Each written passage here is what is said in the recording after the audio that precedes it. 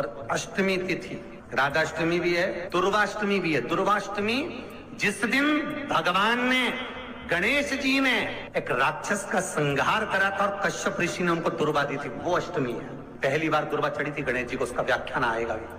जो बेटा बेटी नौकरी के लिए अप्लाई कर रहे हैं, जो बेटा बेटी चाहे सरकारी नौकरी हो, प्राइवेट नौकरी हो, सर्विस के लिए अप्लाई कर रहे हैं, उन बेटा बेटियों से निवेदन है, दुर्वा शिव जी को समर्पित कर कर केवल दूब जानते हो ना, दुर्वा सब जानते हैं। दुर्वा जो माला पिनाई थी उसमें बहुत सारी लगी थी, पढ़ी है हम, बताना जरा। दुर्वा जो बेटा बेटी सर्विस के लिए अप्लाई कर रहे हैं, तुम मेहनत करो, पढ़ाई करो, खूब पढ़ो, खूब तैयारी करो, अच्छे से तैयारी करो। जितनी मेहनत तुमने पूर्व में करी उससे दुगनी मेहनत तुम करो उस नौकरी को पाने के लिए। और साथ में जब एग्जाम के लिए जाओ, कहीं इंटरव्यू देने के लिए जाओ, दुर्वा शिव जी को, इस दुर्वा का जो डंडी का मुख है ये अशोक सुंदरी वाली जगह, फिर समझ लीजिए जैसे ये शिवलिंग, ये गोल जलाधारी, यहां से पानी नीचे गिरता है, बीच में अशोक सुंदरी का स्थान होता है। तो ये जो दुर्वा हम चढ़ाएंगे तो इसका डंडी का मुख शिवलिंग के ऊपर चढ़ाएंगे, तो ये शिवलिंग पर डंडी की जो भाग है वो अशोक सुंदरी की ओर हो गया और ये भाग इस ओर हो गया। शिव जी को समर्पित कर कर पहले दुर्वा चढ़ाएंगे, उसके बाद में देवादिदेव महादेव को एक लोटा जल जो तुम घर से लेकर गए हो वो समर्पित करो। 3 महीना लगातार अपनी पढ़ाई की मेहनत करो, अपने इंटरव्यू की मेहनत करो और खूब अच्छा पढ़कर साथ में 1 लोटा जल और दुर्वा, शिव जी को भले 10 दुर्वा की जगह केवल 1 दुर्वा चढ़ाओ, चढ़ाकर जल चढ़ाना, 3 महीने तक लगातार बाबा से प्रार्थना करना। विश्वास कहता है अगला पत्र तुम्हारा व्यासपीठ पर होगा, नौकरी मिलेगी, निश्चित है। आप करो मेहनत, कर्म करने में पीछे मत हटना, पढ़ने में पीछे मत हटना, विद्या अध्ययन करने में पीछे मत हटना, अच्छी एजुकेशन पाने में पीछे मत हटना। पहले मेहनत अपनी करो। पूर्व में जो इंटरव्यू दिए हैं उसमें जितनी कमी रह गई, अगली कमी को पूर्ण करने के लिए अच्छी मेहनत करो, खूब पढ़ो, खूब अच्छे से विद्या अध्ययन, और फिर बाबा पर समर्पित होकर जाओ, बाबा पर विश्वास कर कर जाओ, भरोसा पूरा कर कर जाना। इंटरव्यू देते समय अपना विल पावर मजबूत होना चाहिए कि मेरे साथ मेरा काल अधिपति महाकाल है, अब निकल कर मानू। हम दुकान खोलते हैं, कपड़े की दुकान खोल रहे हैं, किराने की दुकान खोल रहे हैं, लोहे की दुकान खोल रहे हैं, भंगार की दुकान खोल रहा है, किराना की दुकान खोल रहा है, पान की दुकान खोल रहा है। हम दुकान खोलते हैं, पर दुकान खोलने से पहले तुम्हारे 2 मन हो जाते हैं, चलेगी कि नहीं चलेगी। खोल तो लूंगी, चलेगी कि नहीं चलेगी। जिस दिन तुम दुकान खोलो 1 महीने पहले, 2 महीने पहले, 3 महीने पहले बाबा को दुर्वा चढ़ाकर 1 लोटा जल चढ़ाकर नियम बनाकर जाना, 3 महीने बाद में दुकान खोल रही हूं, 2 महीने बाद में दुकान खोल रही हूं और मेरा विश्वास कहता है दुकान चलेगी।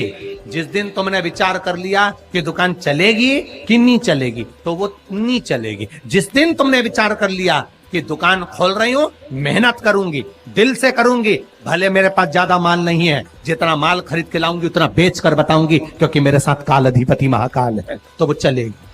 विश्वास दृढ़ करो, भरोसा पक्का करो। जिस दिन तुम्हारा विश्वास दृढ़ हो गया उस दिन तुम विजय हो गए, उस दिन तुम आनंदता में हो गए।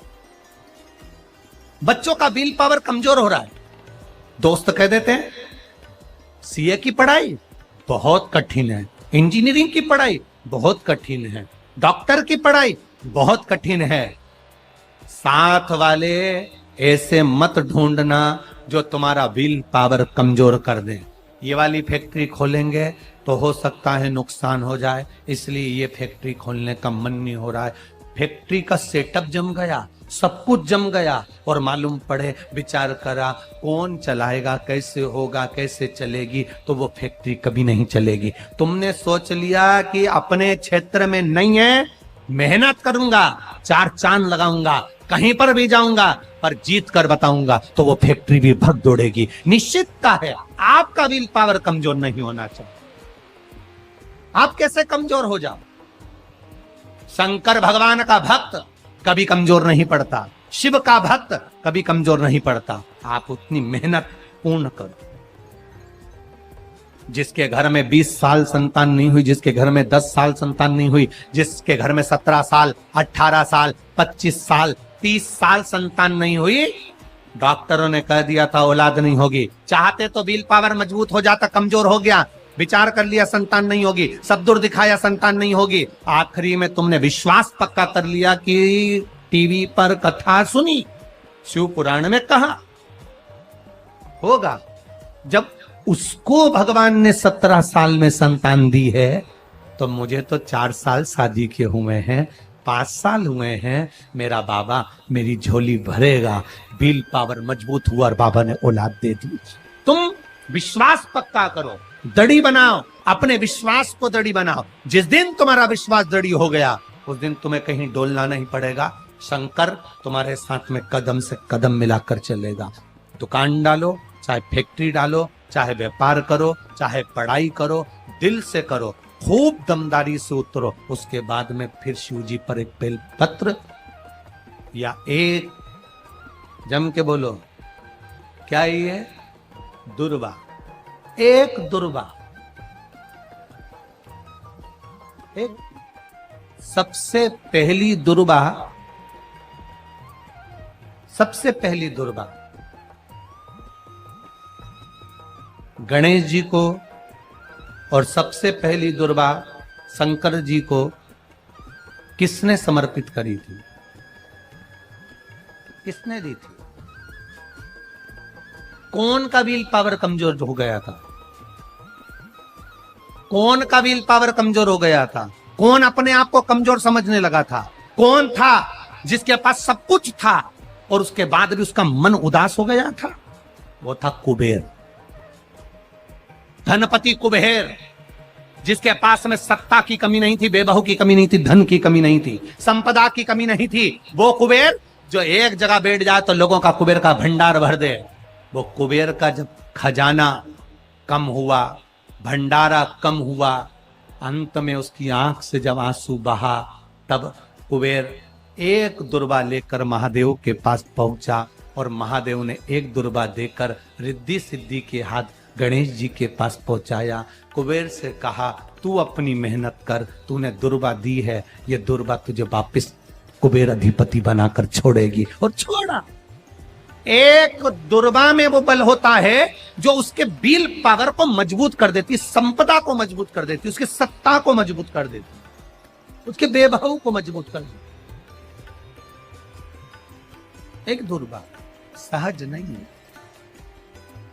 दुर्वा पीछे देखोगे तो डंडी एक है। देख रहे हो आप लोग? आप लोगों को ना भी दिखे तो अपने घर पर जाकर देखना।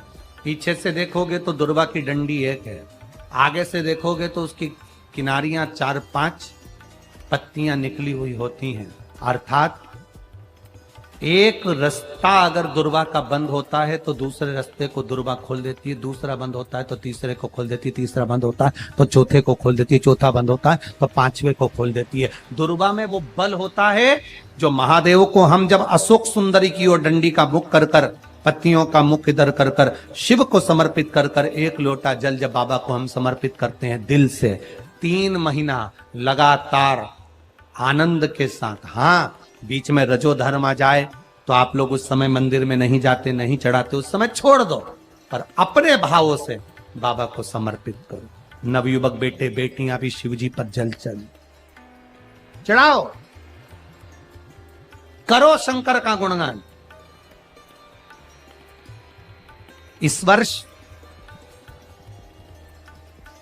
देश और विदेश में 10th और 12th का एग्जाम बच्चों ने दिया और सबने महादेव पर विश्वास कर कर दिया। 1 लोटा जल और 1 बेलपत्री पर शहद लगाकर शंकर का स्मरण कर कर अपनी विद्या के साथ में दिया। और जिसने दिल से 10th 12th का एग्जाम दिया और बाबा पर भरोसा कर कर दिया, खूब मेहनत कर कर दिया, उनका रिजल्ट मेरे बाबा ने अच्छा बनाया और अच्छा दिया। वो बेटा बेटी बड़े खुश हुए, प्रसन्न हुए, आनंद में हुए। आनंदता। आपके बल को मत गिरने दो, आपके विश्वास को मत गिरने दो। विश्वास दृढ़ी रखिए, जितना दृढ़ी हो सकता है उतना रखिए। रोग आए गया, बीमारी आ गई, कोई बहुत बड़ी बीमारी घर में आ गई है, तकलीफ बढ़ गई है, विल पावर मत गिरने देना। आ गई ना बीमारी, आपको कथा में पहले कहा था, सबसे कठोर लोहा होता है। लोहे की तलवार बनती है, गुप्ती बनती है, बंदूक बनती है, तलवार से लोगों को मारा जाता है। सबसे कठोर लोहा, लोहे से ज्यादा कठोर होती है अग्नि, जो लोहे को गला देती है। कठोर कौन है? लोहे से ज्यादा, बोलो बोलो, अग्नि। अग्नि से कठोर होता है पानी। एक लोटा पानी डाला, अग्नि बुझ गई। लोहे से कठोर अग्नि, अग्नि से कठोर पानी। पानी से कठोर होता है मनुष्य, जो लोटा भरकर निगल जाता है। जरा विचार करिएगा, ये मनुष्य अग्नि से, पानी से, लोहे से भी ज्यादा कठोर होता है, जो पानी को पचा जाता है।